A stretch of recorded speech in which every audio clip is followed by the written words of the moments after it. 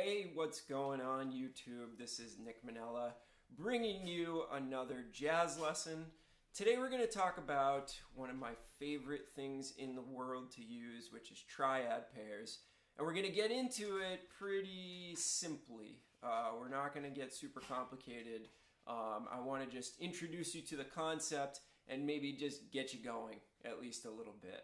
So there's like hundreds of different triad pairs out there. There's so many different ways to use these that it can make your head spin. But we're going to narrow it down to one pair of triads that really work really well together and are a really great place to get started. So what is a triad pair, first of all? Why do we use triad pairs? So this can be a lengthy discussion, but let me try to boil it down to something a little bit more simple. Triad pairs are really cool because the best way to outline a tonality is by playing the triad of that tonality, right? Now, I'm assuming that all of you out there, if you're watching this video, you know what a triad is, so I'm not going to get into that. You can go online and look up Wikipedia or something like that. Check out what a triad is. Super easy to understand, 1 through 5 over every chord. All right, so triad is the easiest way to outline a certain key. So by pairing them together and rapidly switching back and forth between two triads, we have the ability to take the listener's ear from one key to another, to another, to another, right? And when they're played in rapid succession, it provides for a really super interesting sound and can be quite different than all your tricks that you do with scales and things like that. So the triad pair that we're going to look at today, and I think is a great place to start, is two major triads a whole step apart. And these are really cool because they're very easy to hear, all right, as opposed to some of the more complicated triad pairs. These are very easy to hear, and they're not that difficult on the instrument either. And most of us are pretty well versed in our major triads, so it's not like you have to learn how to play augmented triads before you do this exercise or whatever. It all is pretty simple, all right? So what we're going to do is we're going to start in a really easy key, all right? We're going to start in the key of C major. So if we take a C major triad,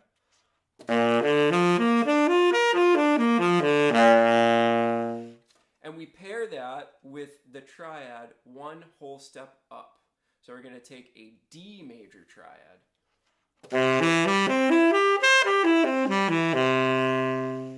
And we play those back to back.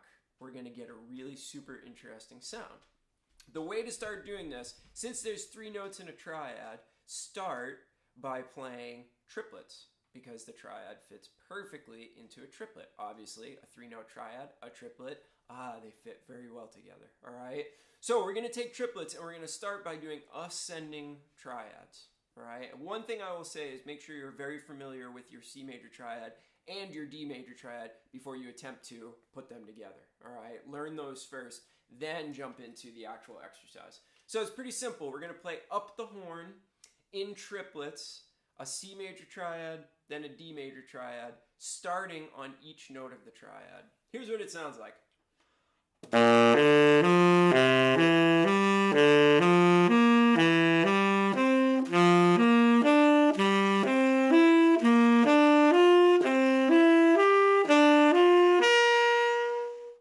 All right, so each one is a triplet, and we're going to just go up the horn in that fashion. Now, the best thing to do here is to then play down the horn or down the instrument, still ascending on the triad. So, do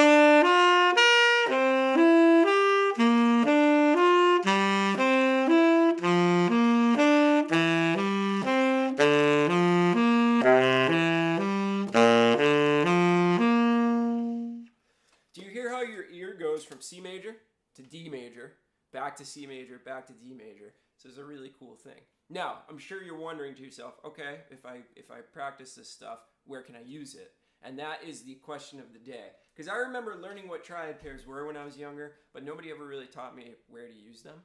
So that's kind of an important thing, right? I mean, if you know, you can know everything, but if you can't actually use them, you're kind of out of luck when you get on the bandstand. So a really great place to use this would be over a C major 7 chord. That's probably the best place to use it.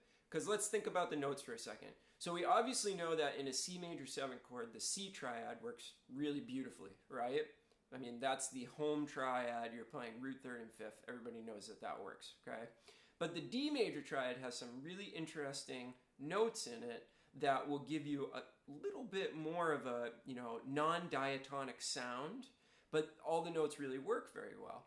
So if we think about the D major triad, starts on D, obviously, so that's the 9th over a C major chord, right?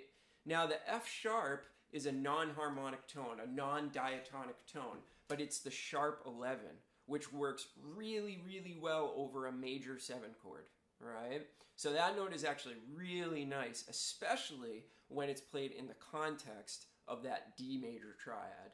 And then if we go up to A, that gives us the 13 over a C major chord. So these are all really, really great notes, and they fit really well and give us a very interesting sound in the key of C major 7, right? So again, you'd want to practice. Of course, you want to start really, really slow. That's my big thing. You have to go slow.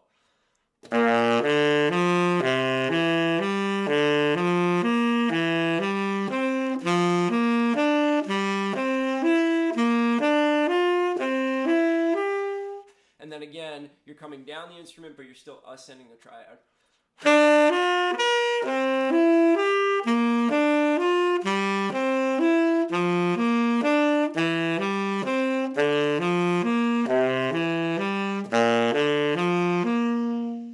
Great sound. Are you starting to get it in your ear? That's really, really important too. You want to get that thing in your ears before you even try to use it, okay? Now, this also works really well over a C7 chord, because the sharp 11 works really, really beautifully over a dominant chord as well.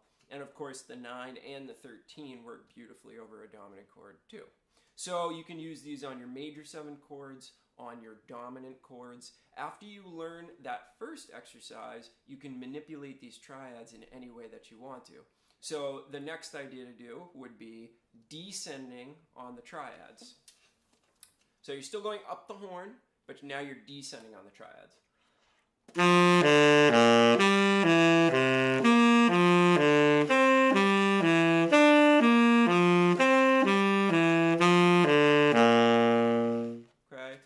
Want to continue it up through the octaves. If you're playing saxophone, go all the way up into the palm keys, come back down. So now when you're coming back down, you're descending on the triads and you're descending on the horn, right?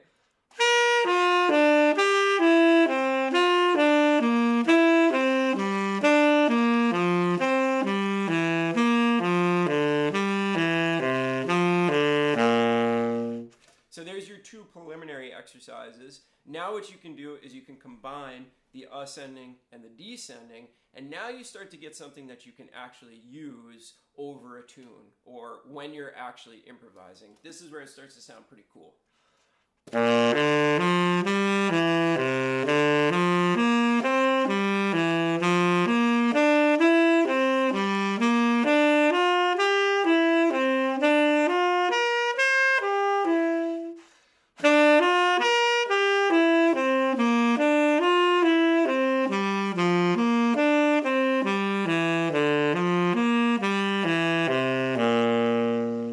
Now you're starting to play some patterns that you can actually employ, right? And they start to sound pretty cool when you get them fast.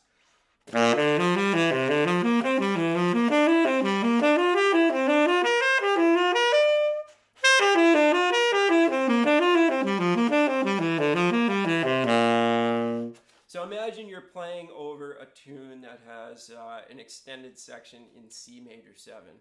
You can really start to employ these very nicely.